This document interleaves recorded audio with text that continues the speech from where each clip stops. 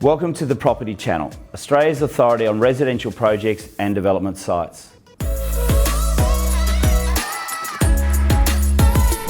This show's about opportunities we will bring you on development sites, residential projects throughout Australia. My name's Peter Chittenden, Managing Director of Colliers International. And I'm Natalie Larby, National Marketing Manager at Colliers Residential. So Pete, who do we have on the show today? Well, today, Nat, we've got Trent Hobart and Rob Papaleo from our Victorian site sales business. These guys are going to bring us a fabulous site in Macaulay Road, North Melbourne. It is an amazing opportunity and we've got the guys here today. So welcome Rob, welcome Trent. Go Pete. How's it going? Thank you for joining us. And I might start with you, Trent, if that's okay. Could you give us a bit of an overview on the site in Macaulay Road? Yeah, absolutely. So we're very fortunate to have been appointed to represent the owners of Arco on the Park in conjunction with Jones Lang LaSalle.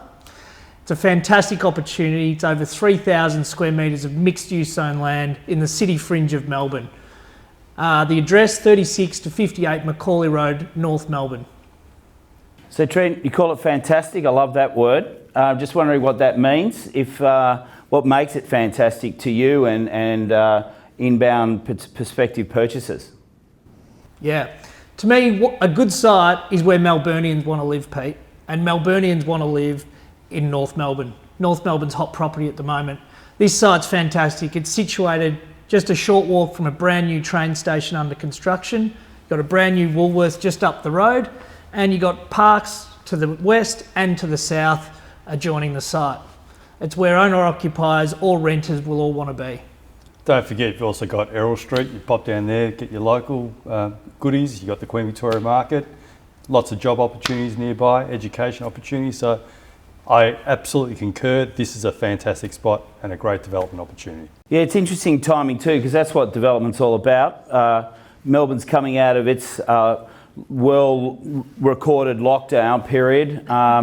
Everyone's getting out and about and living life, so it's really good. How do you think this site will be in the marketplace, its competitive platform, and talk us through the timing and what it means to the potential users once the developers does something with the site?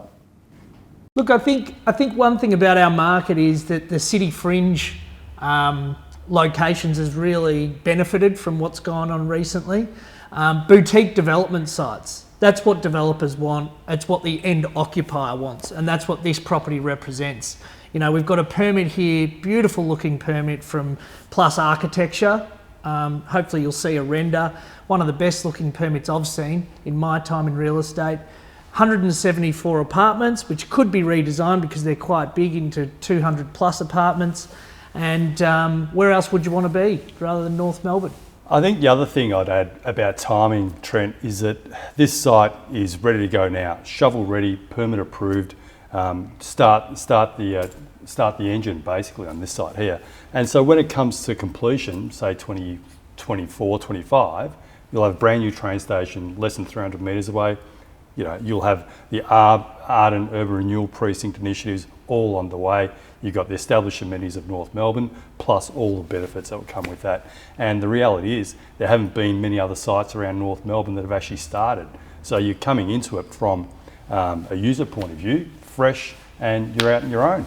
Yeah, you're right, Rob. And I mean, one thing we talk about with this particular location is we've seen the regentrification of Richmond and the growth story that's happened there. We've seen that happen in Collingwood. We've seen it happen in Fitzroy and Carlton. Really, North Melbourne, Kensington's only starting that growth journey, and we think whoever is the ultimate buyer of this is going to capitalise on that growth, on this investment in the near to medium term. Yeah, it really is North Melbourne's time to shine. I think that's probably an answer to your question. It's right for the time to shine in North Melbourne now.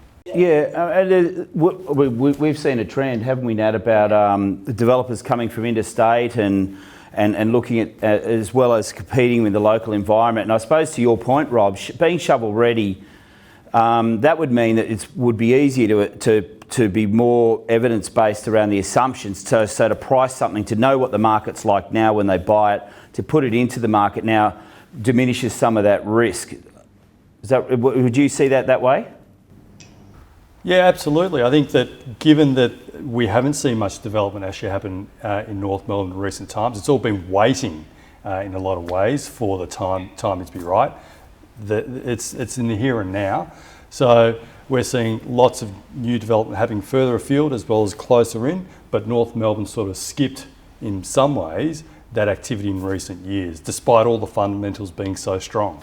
And the residential house market in Melbourne has gone crazy, and the gap between apartments and homes has widened. And historically, does that help the residential apartment growth price potentially if that gap widens? Yeah, I think that the apartment prices get dragged up by the local housing market that it's sitting within. North Melbourne's got many little interesting pockets. I mean, this pocket here is defined by the parks that it's opposite, the art and urban renewal area. It's near Hotham Hill. It's got some fantastic little attributes. And we're seeing the north side story across inner Melbourne and city fringe Melbourne already play out. Trent's spoken about Richmond, North Melbourne as time is now, but you've also seen it in Fitzroy. And there's no sites available left in those areas that have gone through that gentrification over the last 10, 15 years. And more recently, there's a real lifestyle shift, and a lot more Melburnians want to live on the north side now. Yeah. Well, I've noticed through some of the work you've done, you're getting a lot of inquiries on built to rent.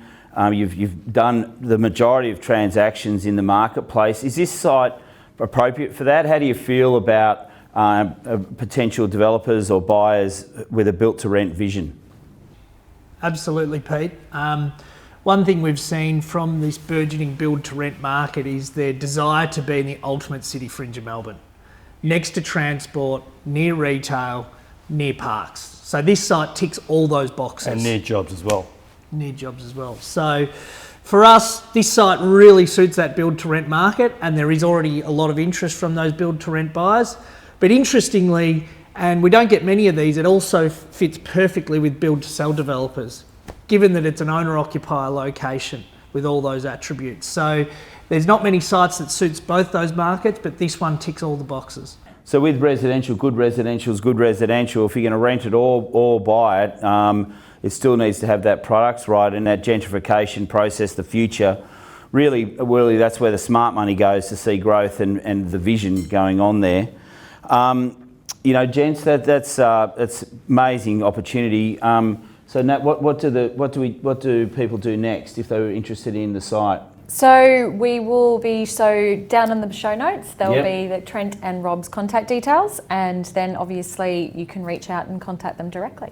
Fantastic. Well, thank you. And thanks, gents. Get in touch with us. We've got a fantastic suite of information in the data room.